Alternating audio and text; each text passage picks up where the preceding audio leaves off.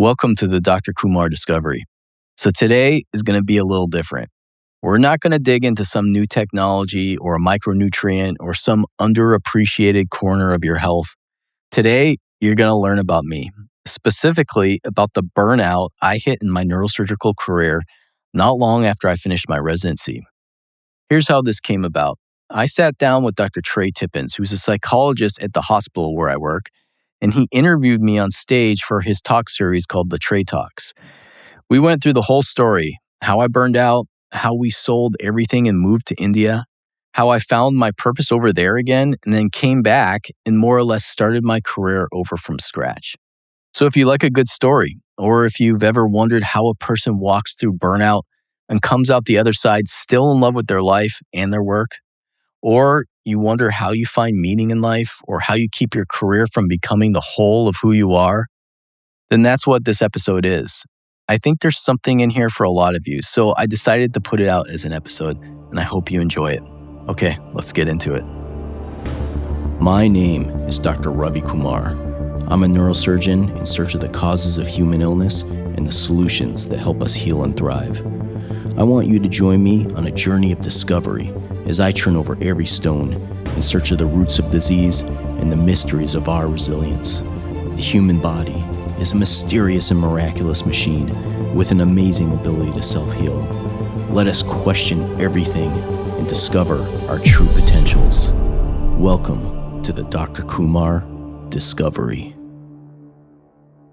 So first of all, I want to thank you all for making the time to have a conversation like this. This isn't something that medical staff, some of you guys know my experience. I'm a former Army psychologist. This isn't something that high stress, high delivery professionals talk about openly and vulnerably in such an open forum.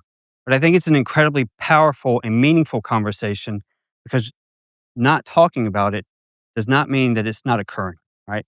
And recognizing the leadership of our local surgeons, providers to talk about their experience is going to normalize. The hope is that it normalizes these conversations so that if you should ever experience burnout in whatever field that you're in, that you know that you're not alone, right? Ultimately, at the end of the day, what we end up feeling is alone, as though we're going through something that's unique to us, and we're often afraid to speak about it, which gives it even more power. So I want to thank all of you for being here to be a part of this.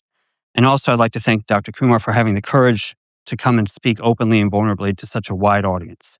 So I'll do a quick, just brief intro, and then I'll ask you just to give us some background on who you are and how you got here to First Health.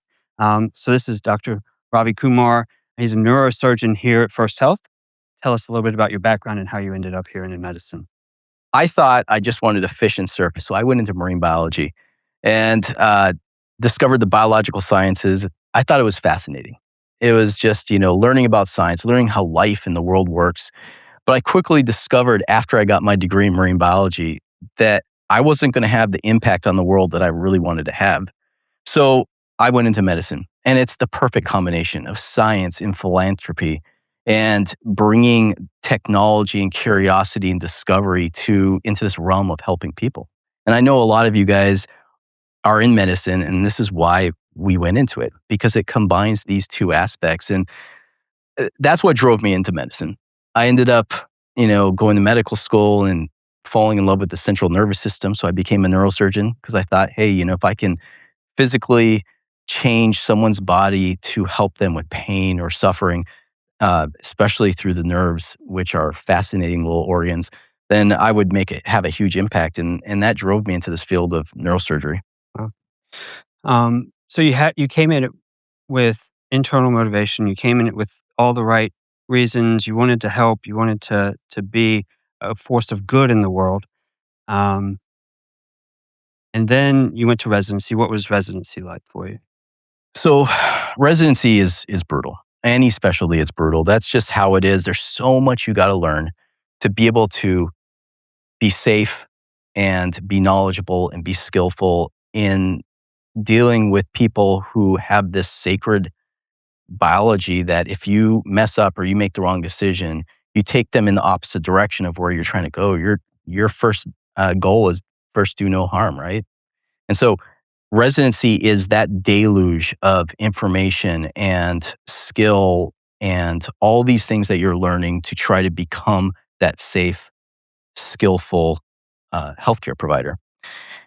Neurosurgery, and specifically, is very intense. It was 7 years, and it was 80 to 100-hour weeks for the full 7 years. It was unbelievably stressful.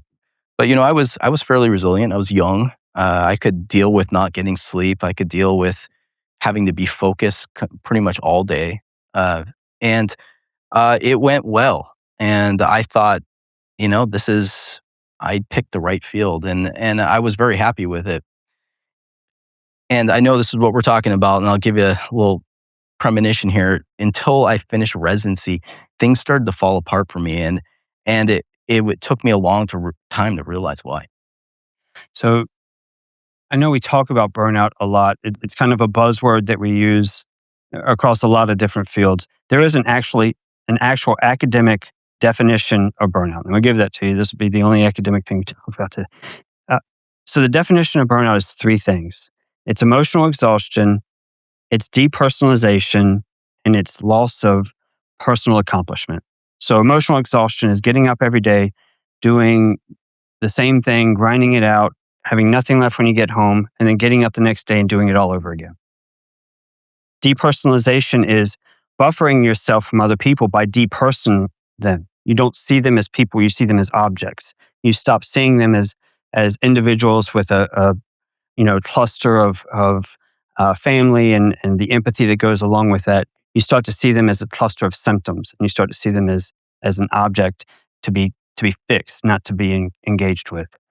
So you start creating a barrier between yourself and the patients that you're working with, for medical specifically. And then personal accomplishment. If you don't feel like the things that you're doing matter, the lower your personal accomplishment gets, the less likely you're going to want to continue in doing that work, right? So if you're high in emotional exhaustion, if every day is a grind for you, if you're high in depersonalization, you stop engaging at a human level with other people, and you don't feel like the things that you do matter, that's burnout, right? That's what burnout is from an academic perspective. Do any of those resonate with you in your experience in residency? Yeah, well, residency, I feel like for me at least, was this constant adrenaline run. I was high on adrenaline the whole time. It was like I was running my body on resilience that was coming out of a bank account. And I think I was quickly exhausting it. I didn't know it at the time because, you felt like you could just do it all. You could work 100 hours a week. You could uh, do it day after day after day. And when you didn't crash, you thought, well, I can just keep doing this. And, I it wasn't until and I know a lot of people relate to this. It's not until you actually stop for a second that it all just comes crumbling down because you've essentially, I didn't know it at the time, but I had essentially exhausted all of my resilience. And I was still a fairly young man, but even then, you just don't have the ability to go full bore for so long without paying a price. Yeah. So looking back at that time, Mhm. um, with the luxury of 2020 vision, could you identify some examples along the way that maybe could have identified you a little bit earlier, that you could have identified that experience for yourself? Yeah, I mean, sleep is a big one, right? The fact that I just wasn't sleeping for so long, sleeping for, getting home at 11 p.m. It's after dark, everyone's asleep, and then waking up at 4:30 the next day, day after day after day. I mean, you can just imagine that's not compatible with human biology, and I think those physiological stresses like poor sleep, poor nutrition, no access to sunlight. I mean, especially if you work in the OR, there's no windows. You're under halogen lights all day, and so um, those could have been signs that I looked out for, but that's not what we did. I mean, if you showed any weakness in residency, or showed any slowing down or any kinks, it was like weakness. It was like you were failing your job, especially in neurosurgery. And so we were all doing it. It wasn't just me. It was there were 21 residents in that program, and we were all doing the same thing, just working to exhaustion and spending our capital, our resilience capital. Yeah.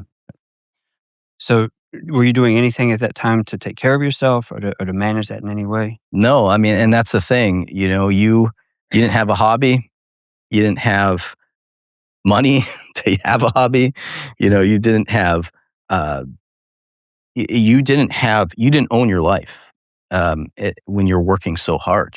Your job completely owned you, and that was okay because there was an endpoint.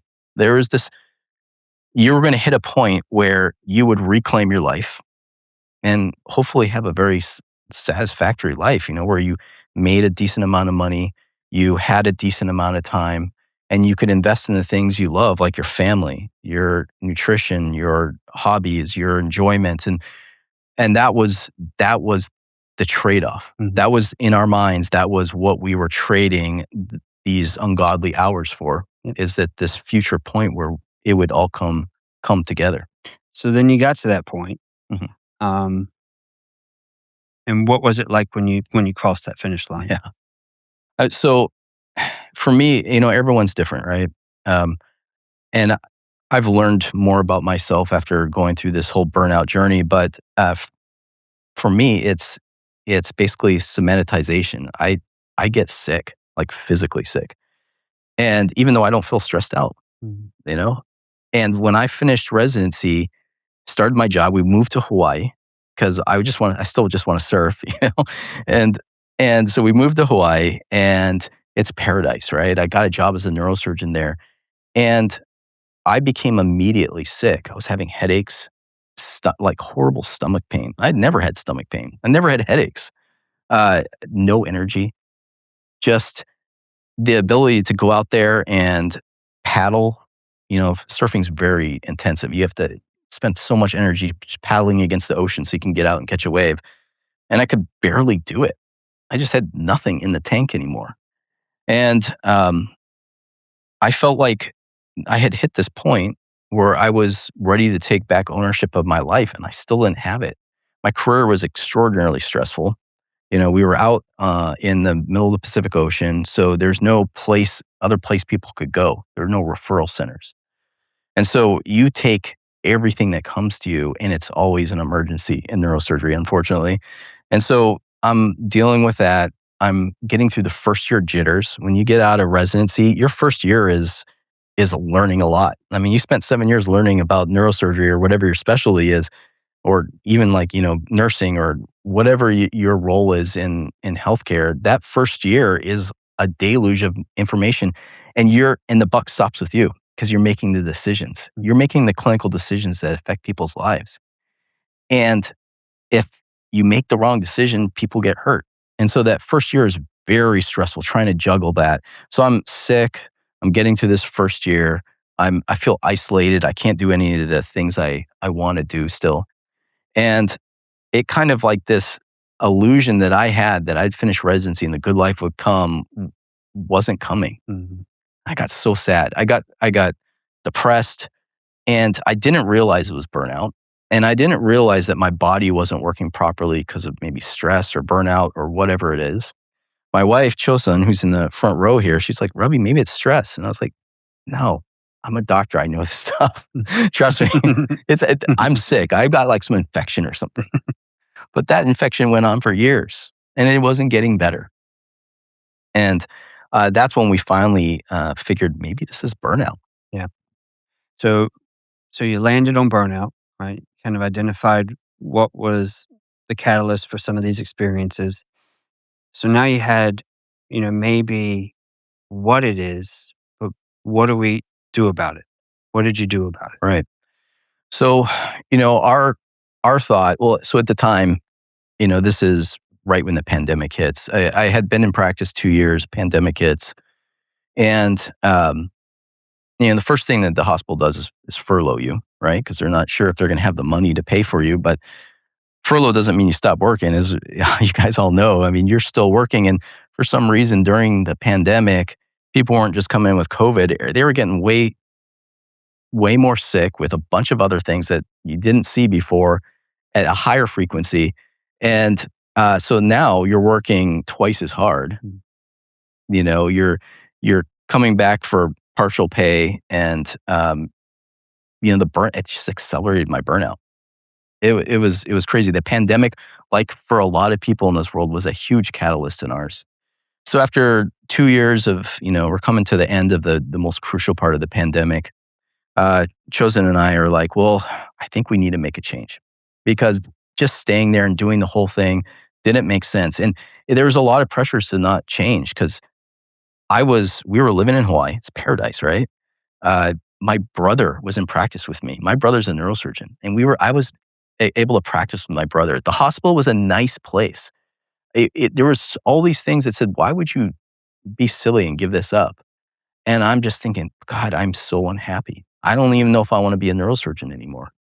And I certainly, if I keep doing what I'm doing right now, I won't be. And there's no chance that I will be, because I feel like I'm dying. That sounds hyperbolic, but that's what I felt like. Mm.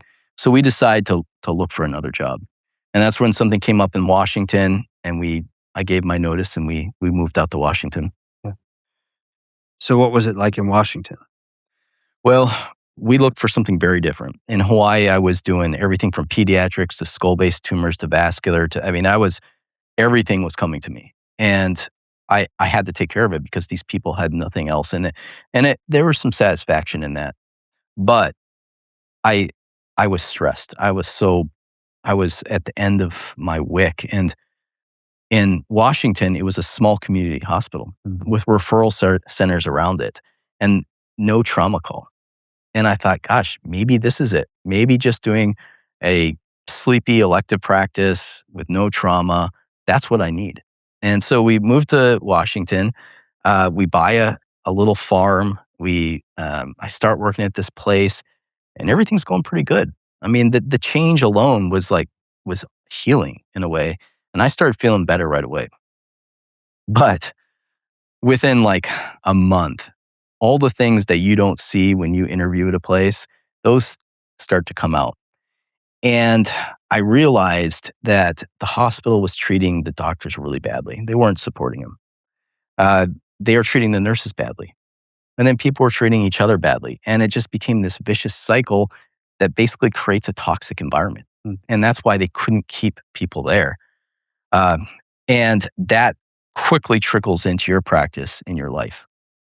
So as soon as that started happening, I immediately started becoming less happy. Again, I felt like I had made this great change, and things just start toppling down again.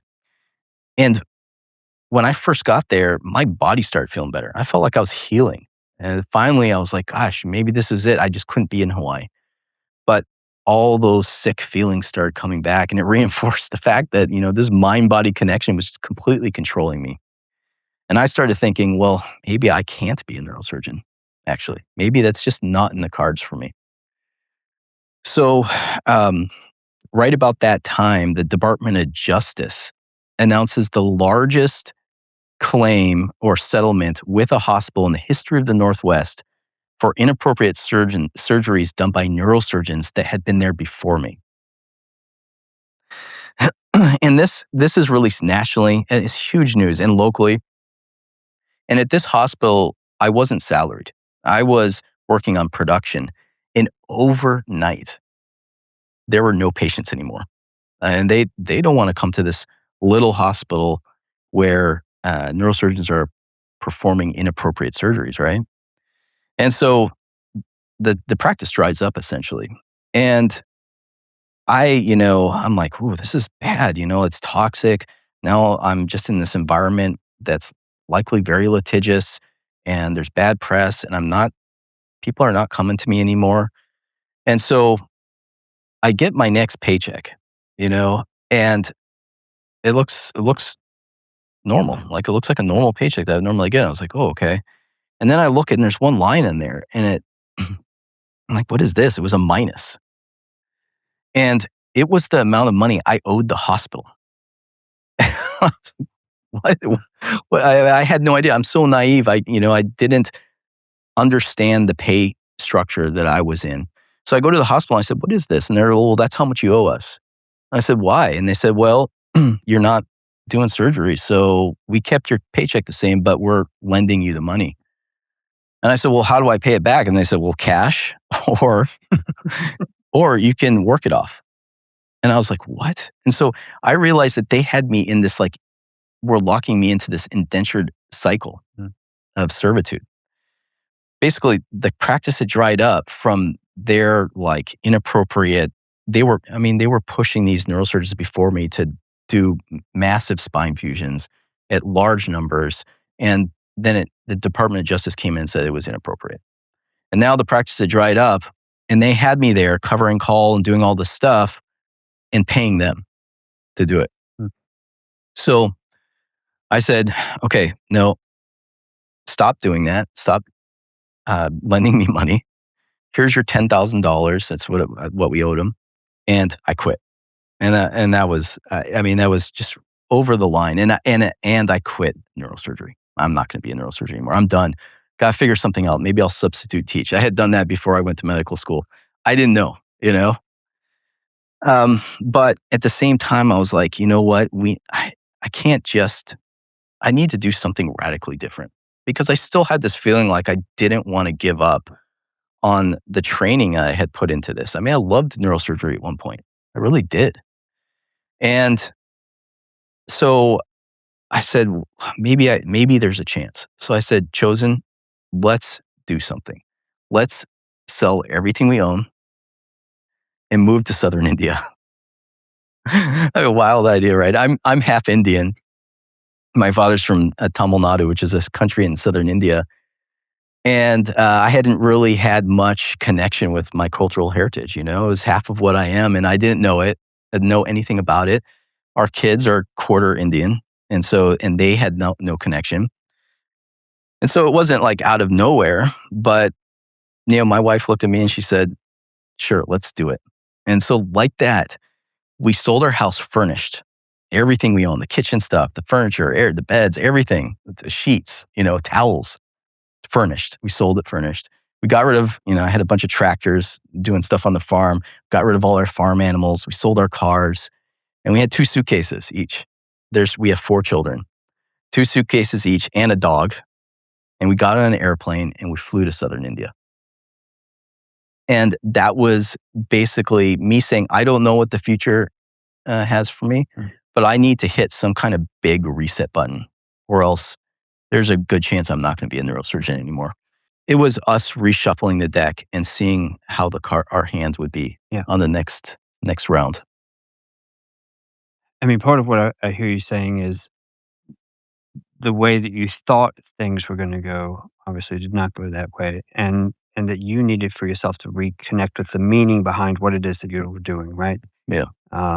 So when you got to India and you started kind of reformulating and recalibrating for yourself what it was that you were trying to create out of this life, Yeah. what did you find yourself doing? Yeah. I mean, I didn't know what I wanted to do, honestly. So, but India was the time to find out. It was a journey of discovery for us. And so we go to southern India, and my grandfather, who was actually, he's from the Caucasian side of my heritage. He was born and raised in southern India. My father, who's Tamilian, he was born and raised there. But my grandfather had been a missionary's child, and they sent the missionaries' kids up to the top of this mountain range in southern India called the Western Ghats. And there's a little town up there called Kodaikanal, where there's an international school that was built to educate these missionary kids back in the day. And so I thought that would be very fitting, if we moved to southern India, we went up to the top of the Western Ghats, put our kids in this international school, rented a house, and figured things out. And that's exactly what we did. It was totally wild. I mean, India, if anyone's ever been there, is like a different planet. It's so culturally different and so beautiful and chaotic and just all these things that we don't see around here. It's there every day, all around you. The smells, the colors, the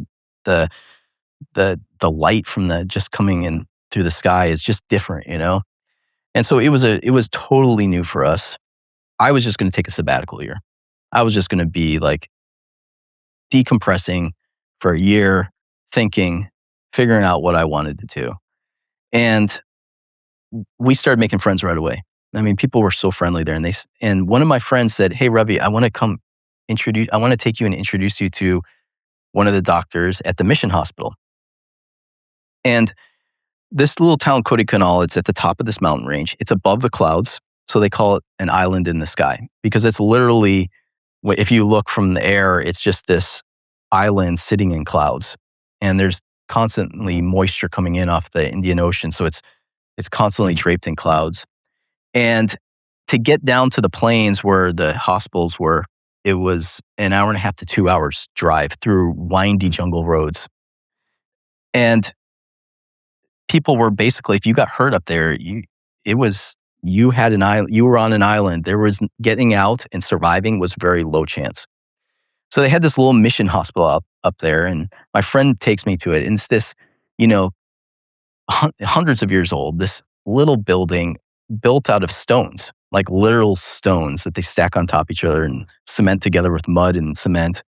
And they built kind of this hospital structure out of it.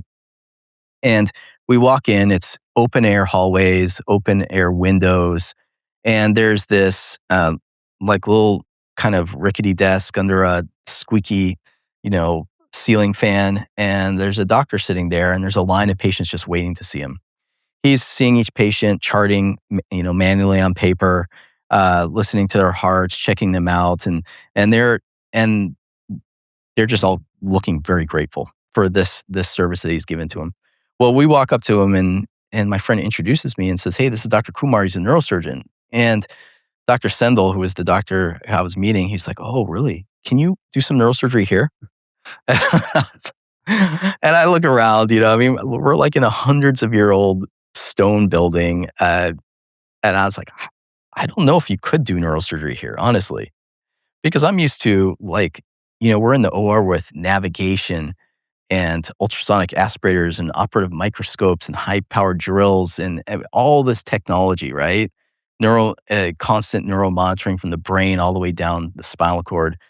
And this place barely has electricity. And I'm like, I don't know if we could do neurosurgery here. And he goes, "I think you could. And if you did, people would be very grateful." And so I said, "Okay, I'll if something comes up, someone's in great need, call me, and we'll figure it out." And he says, "Oh, great." And I said, "But first things, I need to know, how do I get a medical license here?" And he goes, "Oh, you don't need one." And I said, "What?" What? Start tomorrow. He goes, "You can operate under my license." And he was an orthopedic surgeon by trade. And there, if you're a general surgeon, you do everything. If you're an orthopedic surgeon, you do everything. And so he could do a little bit of spine surgery, but he really wanted my help to basically do the complex things that he wasn't able to do. And he goes, "You can operate under my license." So I was like, "Okay, well, what about liability insurance? Where do I get that?" And he goes, "What's that?" I was like, "If someone sues you, it covers the settlement." And he goes, "What would they sue you for?" And I said, "Well, like malpractice claims." And he goes, "No, we don't have that here." And so I was like, "So you're saying that no one has malpractice insurance?" And he goes, "No, I've never heard of that before. Maybe someone has it, but none of us do." And so I was like, "Okay, that's very different right away, right?" So I agreed to help, and they're going to call me if they need me. And in the meantime, um, I'm just going to go back and live my best life and figure my life out, right? Well, like the next week, they call me and someone's fallen off a terrace wall. So we're on these up in the mountains. So all the hillsides are steep. And so at the farm, they have to terrace the hillsides. And, these guys are working hard all day. And this guy fell off a terrace wall and he broke his back. And it's an unstable fracture. And he's got some neurological injury. And so there's no MRI scanner or anything. The government hospital, which is also up there that doesn't have ORs, it has a very rudimentary CT scan, which gives us some basic imaging. So I agree to meet Dr. Sendel at the hospital, and we go to the OR, and I take a peek in, and it's this small room, and this is it's stone walls, but there's cracked windows, it's obviously outside air is coming in. There's a drop tile ceiling that's completely stained and got fungus growing on it, definitely. And I'm thinking, oh my God, this is like a guaranteed infection. And I said, well, how do you not get infections? He's like, don't worry, we fumigate the room with formaldehyde before every case. so so they fumigate the whole OR with formaldehyde in between every case.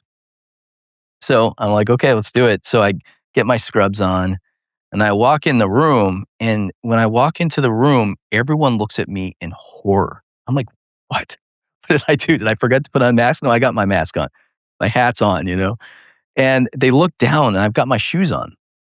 And and I realize that everyone is barefoot in the OR. And their shoes are the dirtiest thing you can bring in the OR. Why would anyone do it? Are you sure you're a doctor? That's how they were looking at me because obviously, you can't wear shoes in the OR. So we're operating barefoot. They eventually bought me some little galoshes that had to stay there right outside the OR. They were white, so they looked clean, and I would wear those because I felt so odd operating in my bare feet. But yeah, you operate barefoot. The patient had been intubated by the anesthesiologist, and the anesthesiologist was squeezing the bag. There was no ventilator. So the whole case, the anesthesiologist would sit there and squeeze the bag rhythmically, sometimes hours while I was operating. He did have an assistant, but who would help him with that. But it was the amount of attention the anesthesiologist had to give to their patients. And they didn't have fancy monitors looking at end tidal gases. They blew up bladders with anesthesia gas to give them. And so it was a totally different world, and they were amazing at their jobs with the rudimentary tools they have. So we open this patient's back, and they bring out this tray of screws for implanting in the spine. And they were odd screws. Like, I don't think there was a screw from the same company in that whole thing. There was a handful of screwdrivers, screws that had been donated through charity. Basically discards from around the world, ended up in a charity pan, somehow ended up on the top of a mountain in India. And so that's what we were placing. So we're, drilling little holes and finding a screwdriver that fit a screw and running it down and connecting. And we fixed this guy's back. And that was the same thing I did dozens of times there, using the leftovers from the rest of the world to take someone from a horrible situation into a salvation that they wouldn't have had otherwise. And it was the same for all the other equipment. The towels had holes in them. The bovies were cracked. I mean, because they were reused hundreds of times. In the ORs here, when we use something, it goes in the trash. At least half of what we use goes in the trash. I mean, we're a disposable OR here. There, they didn't have that luxury. And for that year I was there, I never saw one infection, guys.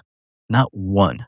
I mean, we were using they're, autoclaved, reused, disposable items, formaldehyde fumigated ORs, and never was there an infection. Yeah. It was a totally extraordinary experience. Yeah.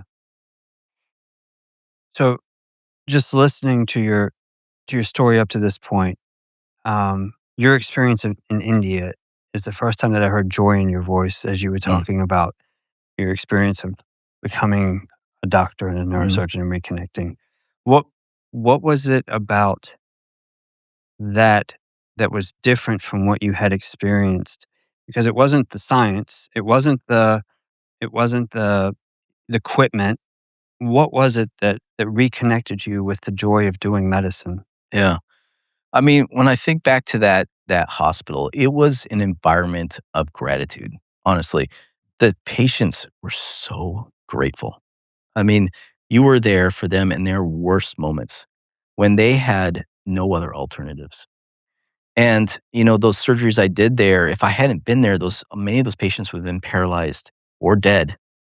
And those patients knew that, and they were so grateful. The doctors were grateful to the nurses. The nurses were grateful to the doctors. It was really the purest form of gratitude that I've ever seen. And and everyone had this mission there. I mean, and I know that we have missions here. We all do in our lives, we work to fulfill some principle that we think is important in this world. There, the doctors were paid about $1,000 a month. $1,000 a month, and they lived on the hospital grounds. We complain when we're Q3 or Q4, right? Like every third or fourth night on call. They're there on call 24/7, living on the hospital grounds. They're true residents, but they're attending physicians. And not one time did I ever hear a complaint. The nurses worked for about $200 a month, and if they were at the top of the pay scale, and they would come in from surrounding areas. They'd bus in, they'd walk into the hospital, they'd take off their shoes, and they'd work for 12 to 14 hours. Never a complaint. Always basically so thankful to be there to serve patients and have a job. It truly was that gratitude that really makes you happy. I mean, I was obviously volunteering, but the when you take money out of anything, when you do something purely for the mission, for the embodiment of what you thought medicine would be about or whatever you're doing is about, it it creates joy. It's like automatic. And so that that was amazing. I could have practiced there for my whole career. I really could have, and during that time, I mean, I went there thinking, I'm not gonna be a neurosurgeon anymore. But after that year, after that time there, I fell back in love with medicine. I fell back in love with neurosurgery. And I realized that you just have to approach what you do in life with a greater sense of mission. And as if you take money out of it, I know we all need money. We can't work for free. But if you take money out of it mentally and think about it from that perspective and go about what you're doing with those goals, that mission, happiness follows. And I discovered that there. One of the things that, as you were talking about your journey, a lot of people, I think, get stuck into a sunk cost fallacy where they Mm, feel like I've already put so much time, I already put my family through so much of this. mhm. I've already spent so much money. My only option is to keep going forward, is to keep pushing through, is to keep slogging through. Why do you think that you approached it from a different? Why do you feel like you? Yeah, I felt that sunk cost phenomena for sure. I mean, I think we all have, right? I mean, I had trained 15 years to become a neurosurgeon. And and to to drop it all and move to India and say, maybe I don't want to be a neurosurgeon, there was a huge sunk cost fear there. In fact, fear ruled every decision we were trying to make back then. The the fear that I had spent all this time and I wasn't going to fulfill the destiny that I thought I was supposed to fulfill. The the cost of falling or the fear of falling behind financially. That's a big one, right? I mean, we sold everything we had. We're gonna have to buy it back. We're gonna have to find another home. We're gonna lose a year of income. We're gonna spend savings. Uh, those were real fears, The fear of um, losing social connections, the fear of moving your children across the world, the fear of figuring out how to get through the bureaucratic nightmare of getting a dog to India and then back. Mm. I mean, because we really took our dog there. And so, I mean, there was so much fear around everything. All the materials we had in this world that were anchoring us into this pattern of living that was making me so unhappy. There was even fear of getting rid of that stuff, even though it was a thorn in our foot. And so, how did I get past that? Well, we just kind of closed our eyes and leapt. And jumped. Yeah, and it was the right thing. I mean, I truly think that sometimes to get out of a rut, you have to take a big leap, and that leap might cost you in the time, but in the long run, it pays you back, and it certainly has for us. And then the other thing, as you were just talking, is it reminds me of a quote. The things you own start owning you, right? And they start becoming a part of the way that you make decisions and the way that you Yeah. think. So you said you could have worked there for a career.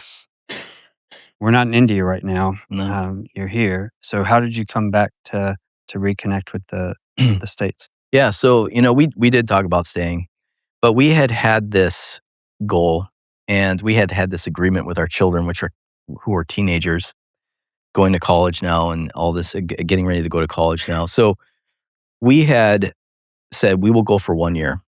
We'll reconnect and then reassess." And that's what we'll do.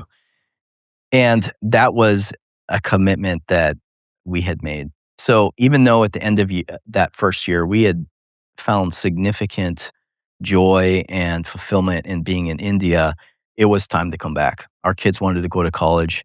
Um, my wife wanted to be close to her family.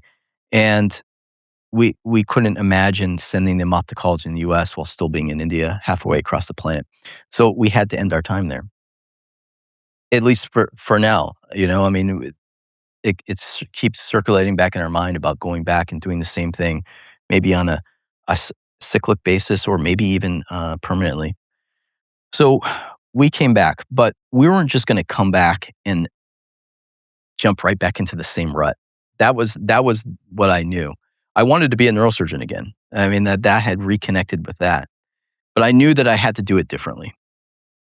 One, that I wasn't going to chase financial gain. I mean, I wanted to be paid for my job, but I didn't want to make financial incentive the main incentive to my career. And two, I didn't want my career to own me. I wanted to own my career. I wanted to own my life. And I wanted to do something else that gave me great inspiration. And so when we came back, that was the goal. That was to structure our life so that I could be a neurosurgeon. I could be inspired. We could have a happy, thriving family life, and I would not get burnt out again.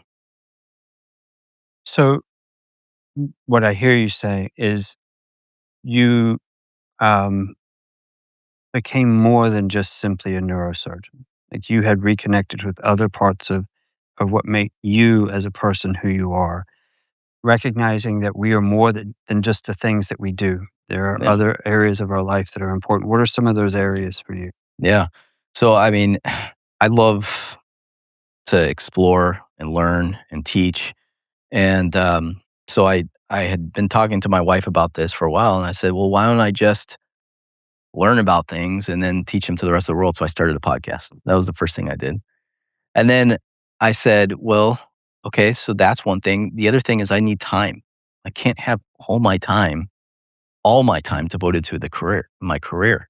There has to be some symbiosis between my life and the things that give me great inspiration and my career. And if there is that symbiosis, then maybe I'll be also inspired by my career, not feeling beholden to it or, you know, unhappy in it. So I knew that I had to work less too.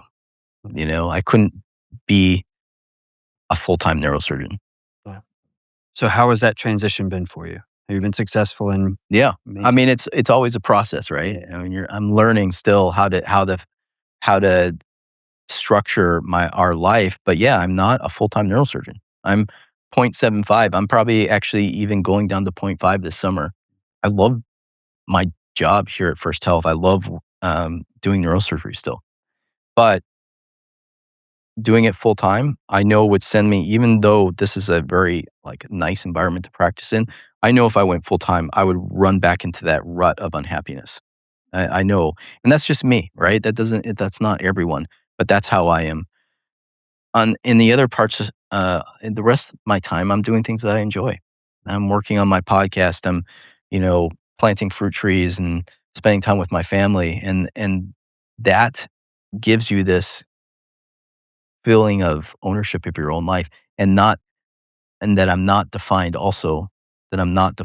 by my career. I am a neurosurgeon, but that's not all I am. So not everybody has those options, right?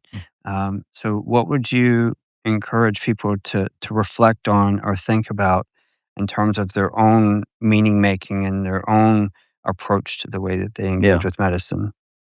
So Everyone's different. I have many friends that I went to residency through with who are still working like 1.5s, I mean, they're just working nonstop and they don't show any signs of slowing down.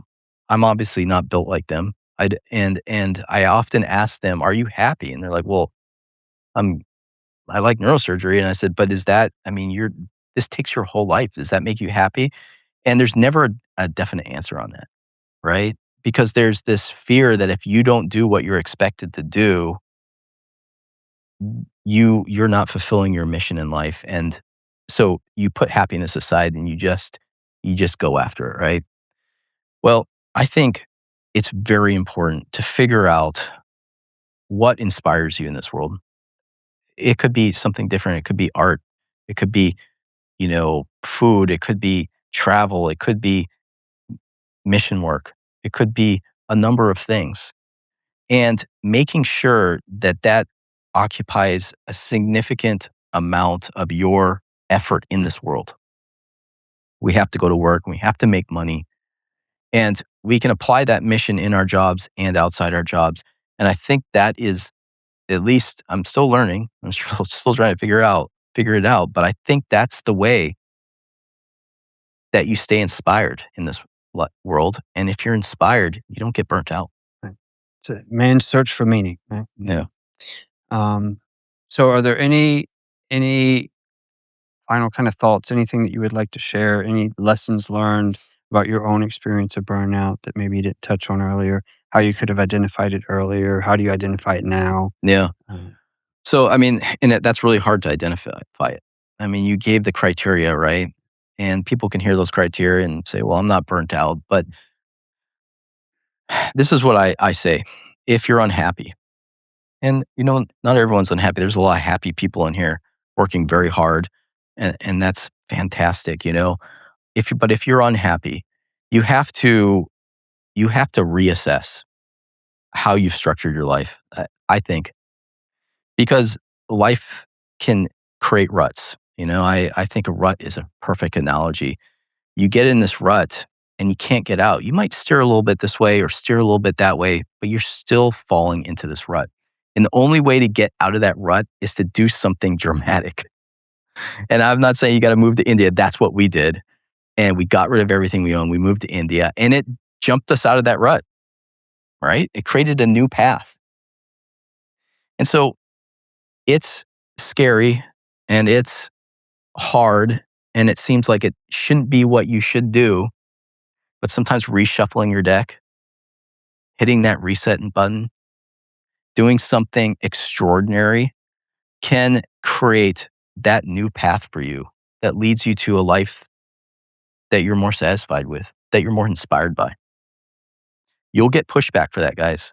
When my wife and I told when my wife and I told our family that we were moving to India, they were like, "What is wrong with you guys?" I mean, there was even anger because we were doing. How could you throw away a career?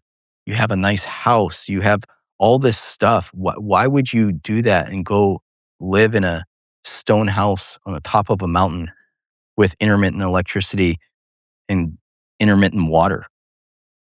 Because we literally had to truck in water and, I mean, it was a totally different life. Why would you give up what you have now? And they won't understand, right?